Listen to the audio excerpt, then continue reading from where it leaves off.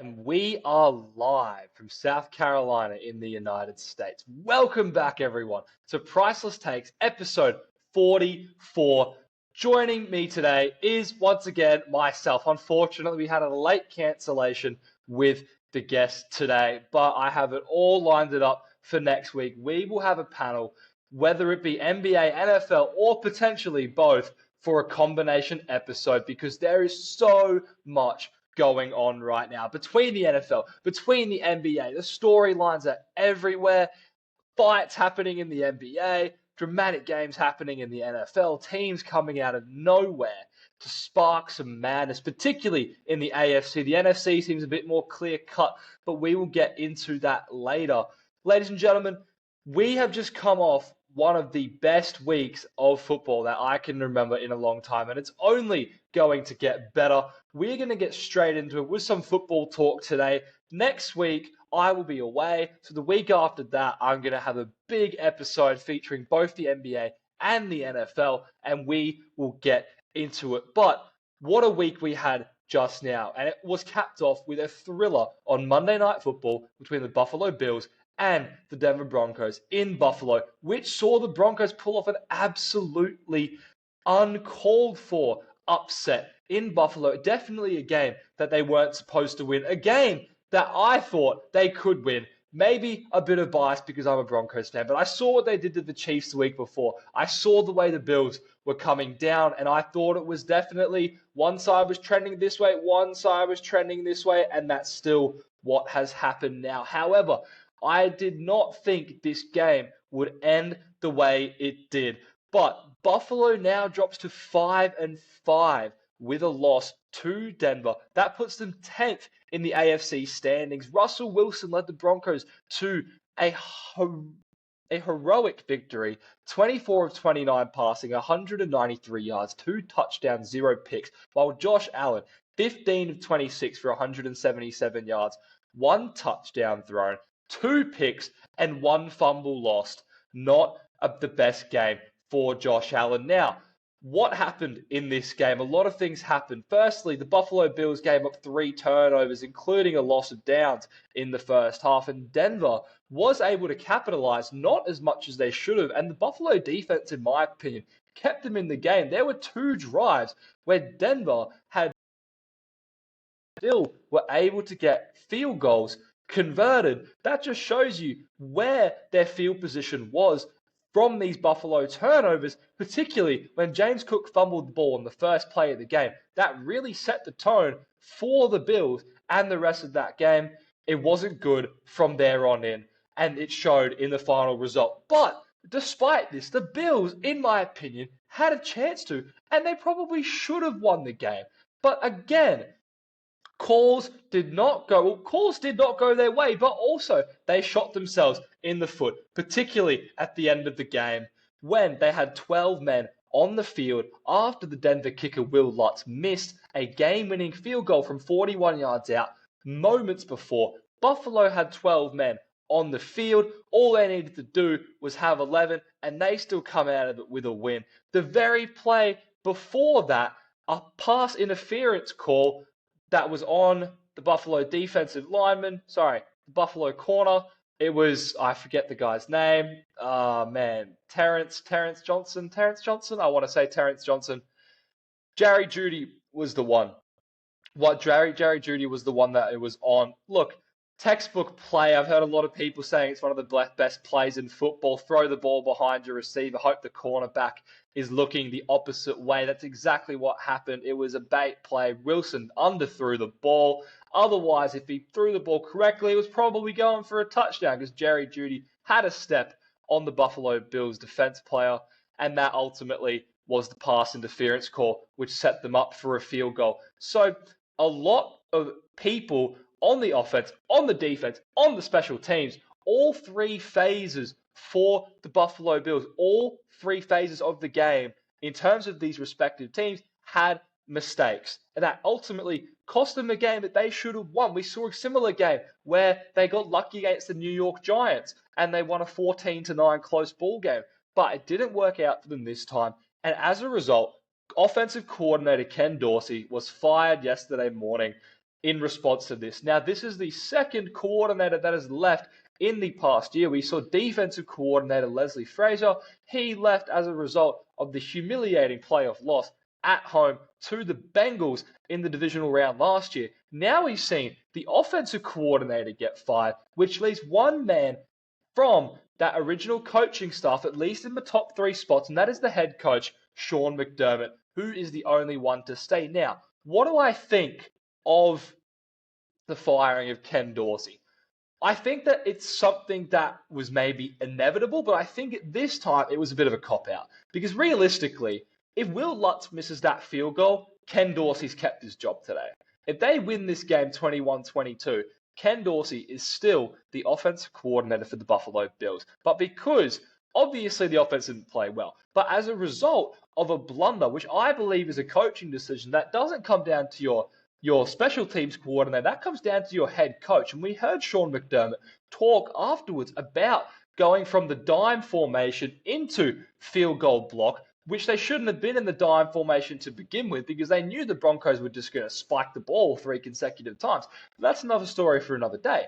The reality of the matter is this was a horrendous coaching error from the Bills and Sean McDermott in particular, which led to Denver getting a second crack at the field goal, which led to them winning the game. But who gets the blame? It's the offensive coordinator. The offense didn't have a good game. There's been question marks all season. Josh Allen leads the league in interceptions again with 11, and I don't see any signs of slowing down unless they can really, really figure something out in Buffalo. But I do not think at that particular time the right man to get fired was Ken Dorsey, because if Buffalo wins that game, manages to win that game, Ken Dorsey's kept his job at least for another day. Now we had the Stephon Diggs drama, where Stephon Diggs, for the game, 3 receptions, 36 yards. That is not good enough for your number 1 receiver. We saw Trayvon Diggs, his brother, cornerback for the Dallas Cowboys, tweet after the game, get 14 up out of there. And this clearly has been something that has been a problem with the Bills. We saw Diggs last year in the playoff loss to Cincinnati was visibly frustrated. He was still visibly frustrated at the start of this season. And a lot of people were questioning the relationship between Diggs and Allen. It seemed to fizzle out as the season went on. Stephon Diggs was second in the league in catches, first in the league in touchdowns, I believe. And now it's just come back to fruition. So that's another thing that they have to worry about. But something that I found very interesting, and I look at the Buffalo Bills schedule, I look at the teams they play, I look at the games that Josh Allen has played in particular, because at the end of the day, they go when Josh Allen goes. The defense, as for what it's worth, is an incredibly good defense. They've lost a lot of playmakers. They've lost Matt Milano. They've lost Trey White. They've lost playmakers. Micah Hyde wasn't playing in the game last night. They've lost playmakers on the defensive end, but that still doesn't excuse losses because at this point in the season, everyone is injured. I get it. Not everyone has a Matt Milano on their team. They went and traded for Rasul Douglas from the Packers at the trade deadline, but the bottom of the line is it's not good enough. But back to my original point, Josh Allen has lost to the Broncos, the Jets, and the New England Patriots. If he had have won all of those games, that puts the Buffalo Bills at 8-3, and we're having a completely different conversation. The Bills lost those games. Josh Allen, 9 turnovers in those games, 6 picks, 3 fumbles in those games. Simply not good enough. And this is something that I've had a problem with for Josh Allen for a long time. Now, I have to say, I have been a big Josh Allen, not doubter, but personally, I have been on the record for this podcast has nearly been going for a year. For a year on this podcast on the record and off the record, another year before that, before this podcast was started, I had the same view on the Bills that they were just not that team as presently constructed with players and coaches. And Josh Allen is not that guy who can lead his team to the Super Bowl. Those are 3 teams that you expect Josh Allen to dominate against. Not only beat, but to dominate against.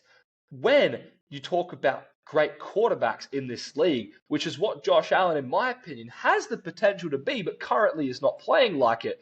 And I just think if you look at those 3 games in a nutshell, that's the difference between being the number one, or yeah, being in contention for the number 1 seed in the AFC right now and finding themselves out of the playoffs. But I have been on the record that Josh Allen has the potential, but he is an overrated quarterback right now. He is not the guy to lead his team to a Super Bowl. Now, I have heard all of these people this week, which maybe it was me being ill-informed. Maybe I thought I was the only one ahead of the curve. Now, there are a few people that I've heard that I've listened to in the past that I agree. But out of nowhere, I've heard all these people this week saying, oh, yeah, like you said this one, you said this one. It's like now all of a sudden people are just coming dramatically off the Bills bandwagon when they've had the same problems all along. The problems of Josh Allen's turnovers have always been an issue. The coaching problems, in my opinion at least, have always been an issue. But now it's the fact that they are losing in the regular season that people are only starting to realize what is happening with this football team, because I would happen to know that this was eventually going to happen in the playoffs. It's just it was getting accepted in the regular season because they were winning games. But you could tell in the playoffs they were not going to go anywhere. This year, it's the reverse. In the regular season, they're struggling. And now, out of nowhere, I'm hearing all these people saying, oh, yeah, the Bills are frauds, the Bills are this, the Bills are that. They've always been this team. This is nothing new. The Bills have always been this team. It's just now that they are losing in the regular season, people are only starting to take notice of it, whereas people normally wouldn't take notice of it because it was happening in the playoffs. Now, while I do believe that Josh Allen cannot win a Super Bowl with this team, as presently constructed, I said that Josh Allen or the Buffalo Bills would win a Super Bowl if one of 2 things happened. And these 2 things are Josh Allen is no longer the quarterback, which I do not think is an option, and the option that I think will happen, and that has to happen if the Bills and Josh Allen want to do anything in the future, is Sean McDermott has to be out as the head coach of the Buffalo Bills. He shot down his coordinators around him. He is the final chopping block. He is going to be fired at the end of this season, and that is the only way they can save this current situation in Buffalo. They need a new face to be the head coach of this franchise because the Sean McDermott experiment with Josh Allen is currently not working out. I've said this from day one. You simply cannot change my mind. I've said this to Dave when he's been on me. I said this to Gabe when he's been on me. David, like I said at the start of the show, was supposed to be on me today. We'll talk about it next time he is on. But I have been consistent with this opinion. Sean McDermott, it is finally time for you to go. And Josh Allen, I will have some hope for you once this happens, because I believe that you do have the potential to win a Super Bowl one day. Is that day this year? No. Is that day next year? Probably not. But when you get a head coach that is the right head coach, and Josh Allen fixes a lot of his mentality, I think that Josh Allen gets in his own head and he tries too hard and he presses too much. That pick at the end of the first half was an absolutely atrocious play by Josh Allen. You wouldn't see Burrow make that play. You wouldn't see Mahomes make that play. You wouldn't see Jalen Hurts make that play. God forbid. You wouldn't see Dak Prescott make that type of play at the end of a half. One pick down, bang. That just doesn't happen. That should not happen from Josh Allen. He's trying too hard. The cornerback undercut the route from the receiver. Bang. Pick for the Broncos. I have some hope for the Bills, not this season, although with Deshaun Watson going down, we'll get into that in our next segment. That certainly helps a little bit for the Bills' chances. But now you have the Bengals, who are currently still in the hunt. You have the Raiders, who are also at 5-5. You have the Colts, who are also at 5-5. You have the Broncos, who are now at 4-5, and they've beaten the Chiefs and you in the past 2 weeks. They have a tiebreaker over you. The Bills' schedule currently: Jets at home, bye, Eagles away, Chiefs away. I think they lose both of those games. Cowboys at home, Chargers at home, Pats at home, Dolphins away. That is not an easy schedule. There's 4 losable games. Not to mention, they've already lost to the Jets and the Patriots this season. Granted, it was on the road. They play them now at home. Now, a quick aside about the Denver Broncos, because I am a Denver Broncos fan. I have been ever since I watched the NFL when I was a 14-year-old. Peyton Manning got me in love with the sport. Excuse me. I've been a Denver fan since day one. Now, I'm not going to excuse what happened at the start of this year. We know what happened with a 70-point game against Miami. But there is something brewing in Denver, and Russell Wilson is playing a brand of football that now is conducive to winning. And I think that with the receivers they have, and the defense being a top 5 defense since that Miami game, they're leading the league in takeaways. They've had 15 takeaways in their last 5 games, okay? The defense is playing well. 3-game win streak. Vikings at home, Browns at home, Texans away, Chargers away, Lions away, Pats at home, Chargers at home, Raiders away. Now, aside from the Lions on the road, I think that Denver has a realistic chance to win every single one of those games. I'm not going to say they will. The Texans away is going to be a tough battle with the way they're playing right now. The Chargers away is probably going to be a tough battle. And the Raiders away is probably going to be a tough battle considering how the Raiders have had the Broncos number. They beat them in week 1. But if they can beat the Bills and the Chiefs in back-to-back weeks, I give them a chance against every single one of these teams except for the Lions on the road. Now, can they make the playoffs? It would need to be something spectacular, but I'm not going to put it past Sean Payton. I'm not going to put it past Russell Wilson. And I'm not going to put it past a Denver Broncos team that has something to prove, that is extremely motivated after all the slander they copped, not even last year, this year alone, after starting out 1-5 and getting 70 points, humiliated by the Miami Dolphins offense. I give them a slight chance. I do not think this is an aberration from the Denver Broncos. I give them a realistic chance to make the playoffs. They are in the mix. They are in the hunt now. People are actually going to take the Denver Broncos seriously, which could be a catalyst in all of this because that might be something that has not happened until the past 2 weeks and 3 weeks if you go back to the Green Bay game beforehand. But will Buffalo make the playoffs? Great question. My gut tells me yes. I still think they're going to squeeze into the playoffs. I don't like Cleveland now that Deshaun's out. I don't like Houston to make the playoffs. I see Pittsburgh still making it. I see the Bengals and the Bills taking up those last 2 spots. I see the Bengals and the Bills taking it, unless the Bills just go into complete collapse, which that wouldn't surprise me either. But this team, even though they're not a Super Bowl team, they're still too talented of a team, in my opinion, to not make the playoffs.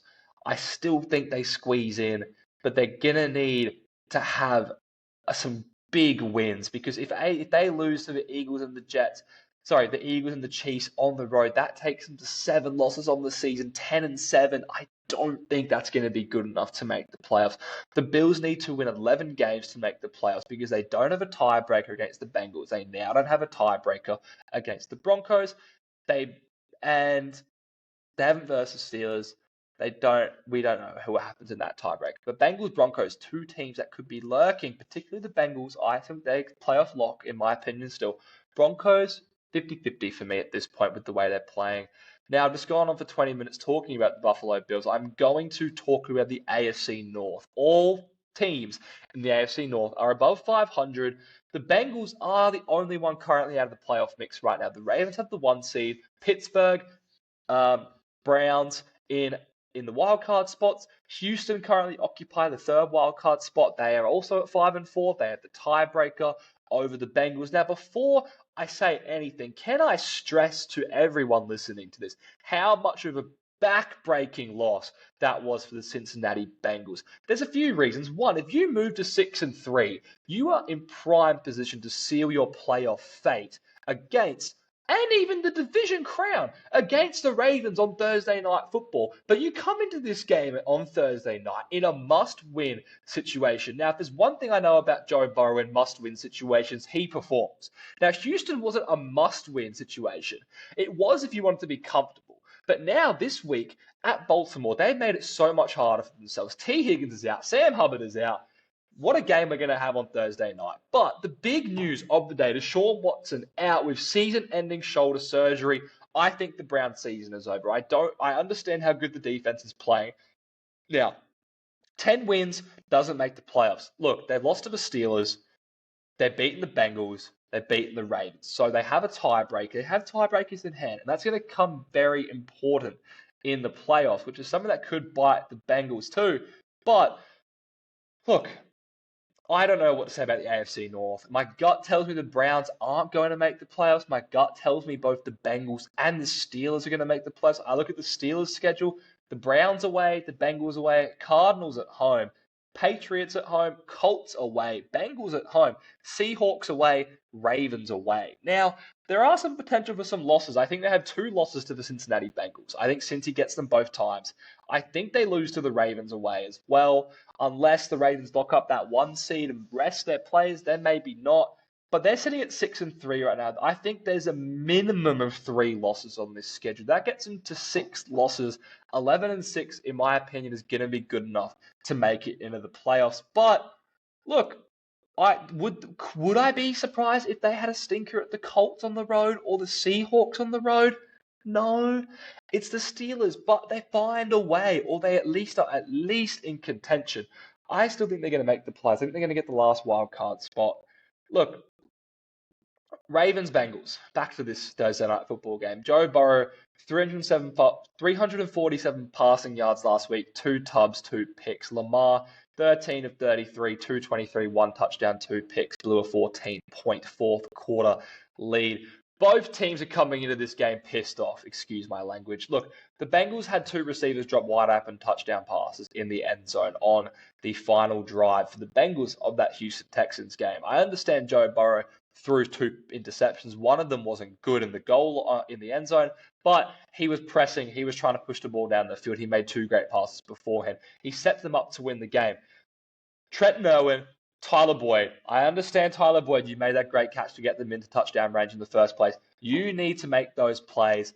The Houston Texans barely got a field goal off at the end of that game. You win that game. You move to 6-3. You beat Baltimore on Thursday night. You are on a 6-game win streak, and you are rolling back in the Super Bowl conversation. Now, I still believe the Bengals are there, but they have a lot more work ahead of them. The Bengals schedule, obviously we don't have the Ravens away. Steelers at home, Jags away, Colts, Vikings at home, Steelers away, Chiefs away, Browns home.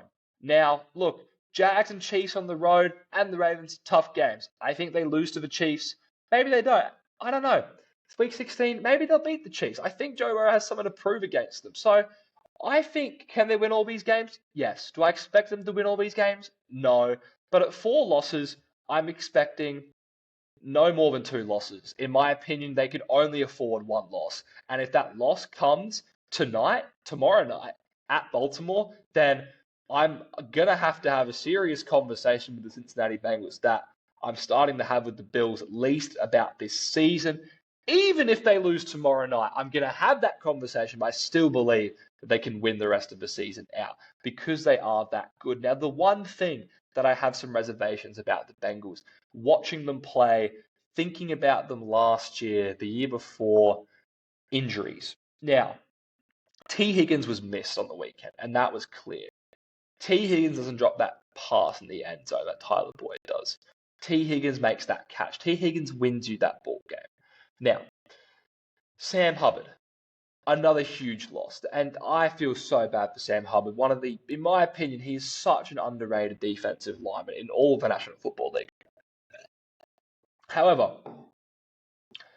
the way he got injured is just absolutely, I just don't even know what to say. It was just so saddening because the Houston receiver, Noah Brown, who tore them apart on the week and got tackled and pushed back and landed on Hubbard's ankle and he went down. And that to me is just bad karma for the Bengals. You hate to see an injury like it's one of your best players. So who has to step up? Trey Hendrickson has to step up. BJ Hill has to step up. DJ Reader has to step up. Can they? Yes. But Tyler Boyd, I'm expecting a serious revenge game from you, particularly because I know Jamar is still nursing that back. He was out there last week, but Tyler Boyd, this is going to be your game. Trenton Irwin, you two, is going to be your game. I like what they've been doing more with the tight ends, getting Irv Smith involved, getting this kid Tanner Hudson involved, who Joe Buck seemed to have high praise for on Sunday Night Football. He used to be a quarterback. Look, he's got something. The Bengals can still roll. I still think they do roll. I still think the Bengals roll into the playoffs. I think they beat the Ravens. on Thursday night. I think it's going to be a scrappy game, but let's not forget, the Ravens did beat the Bengals at home. This is when the Bengals were still not themselves. Now, are they still themselves? No.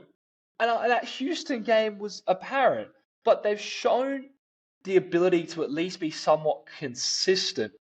However, they need to do it for a full 60 minutes. We saw it for a drive, then the offense was shut down for the rest of the first half. We saw it for 2 drives at the end of the game, then in the second half, at the start of the second half, they weren't there.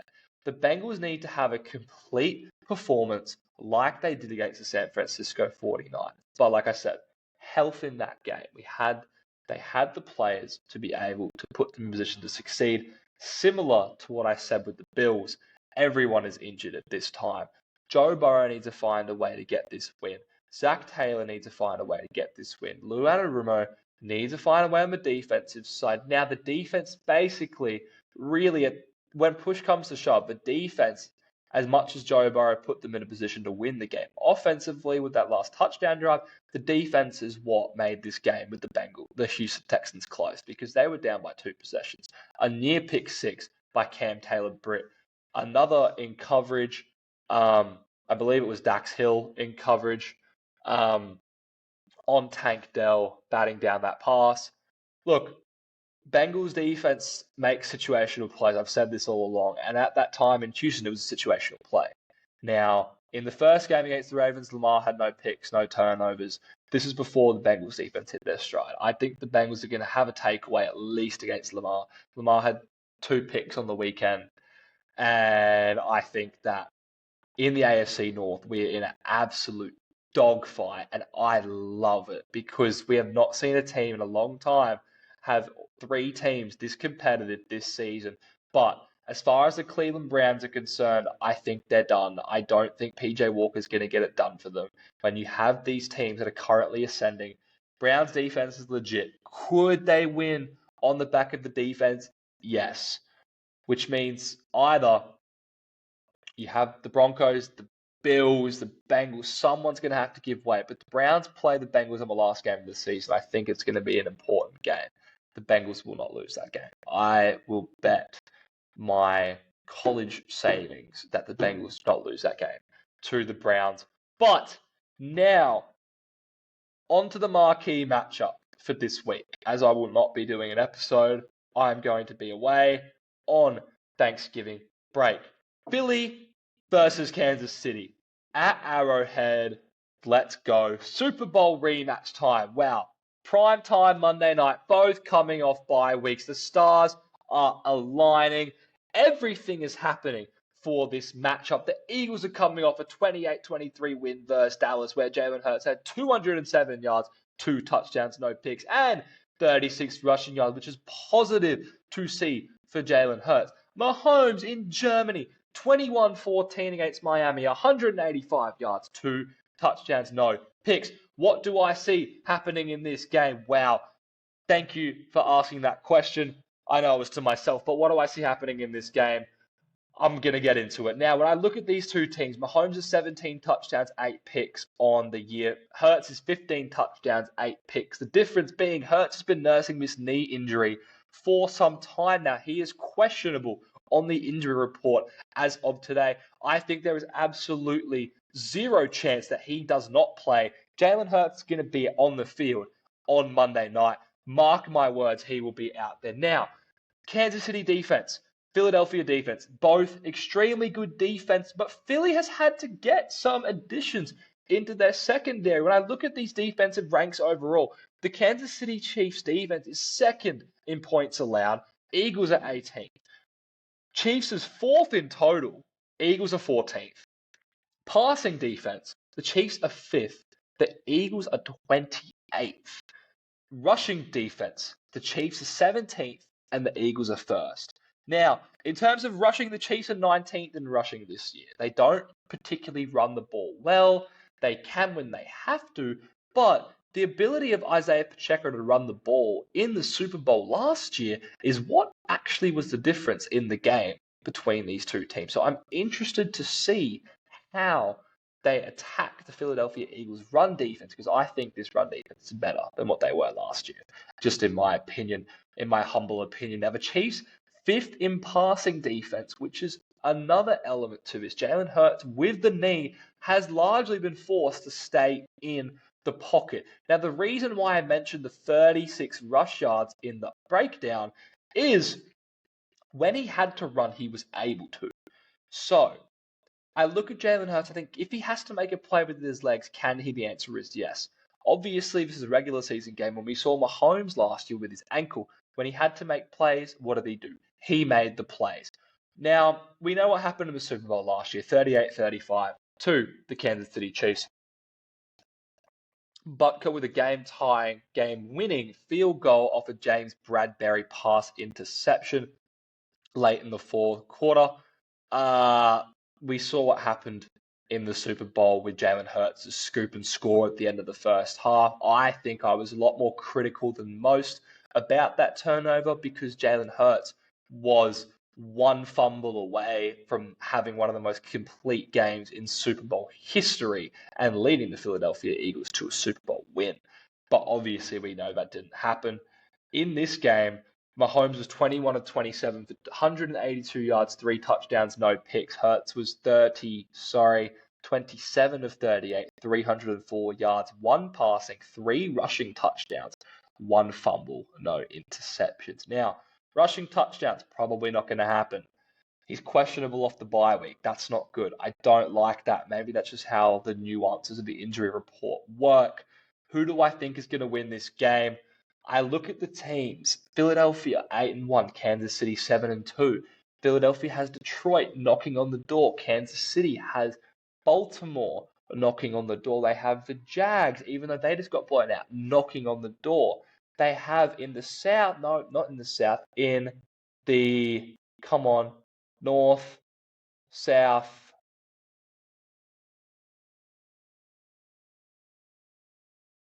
Luka's having a brain fart. Who the other team with the number 1 seed is? Jags, Ravens, Chiefs, East, Miami Dolphins. Thank you very much. Look, the Dolphins, they beat the Dolphins last week, so they have 2 teams realistically knocking on their door, and we know that the Eagles have the Lions knocking on their door. I didn't like what I saw against the Cowboys, if I'm being completely honest. I talked about this in episode 43. I didn't like what I saw. Who do I think wins this game? I think Jalen Hurts needs some sort of revenge. I think he needs some closure after what happened at the Super Bowl last year. The Eagles know they can beat the Chiefs, but the Chiefs know they can beat the Eagles. The Chiefs have been struggling with their receivers, but Philadelphia's pass defense has been abysmal for the season. So we saw CeeDee Lamb have an absolute field day. So I'm expecting Travis Kelce to have a big game. He needs to have a big game. I saw him in Argentina with Taylor Swift. He needs to lock in and have a big game. I'm not saying he hasn't been locked in going to Argentina. I'm sure he has. But this is a big game because for all I know, they could meet in the Super Bowl again. Do I think it's going to happen? No. But is it a possibility? Of course it's a possibility. It's the 2 number 1 seeds in the NFL right now. That's what happened last year. 2 number 1 seeds met in the Super Bowl. There isn't a reason why it can't happen again. I just don't think it will. But I think when push comes to shove, at home, the Chiefs are going to win this game. And I think it's going to be what it was in the Super Bowl. It's going to be Mahomes. He's going to make the plays that's going to put them in position to win. In the last game he played against Denver, he had the flu. Hopefully he feels better. He needs to feel better. Otherwise, they're not going to win. With Jalen Hurts' knee is a bit of a caveat. We saw how big the rushing for them was in the Super Bowl. 3 rushing touchdowns. I think Mahomes win this game. I think it's close. I think it plays out similar to the Super Bowl in terms of the outcome of the game. The Chiefs win. I have them winning on a field goal, 3 points difference. But I think it's going to be a lot more low scoring. 23-20 is my final score.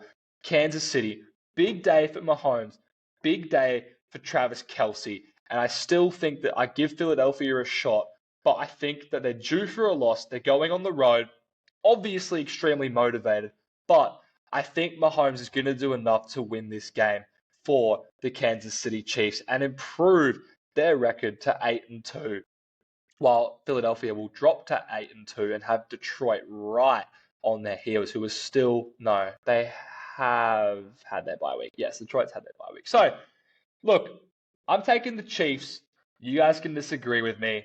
I know certain people are going to disagree with me because I never picked the Eagles, and that's not true. I do pick the Eagles, but I think that I saw what happened last week with Dallas. They looked a bit shaky. I think they're going to not. I don't think they're going to win this game.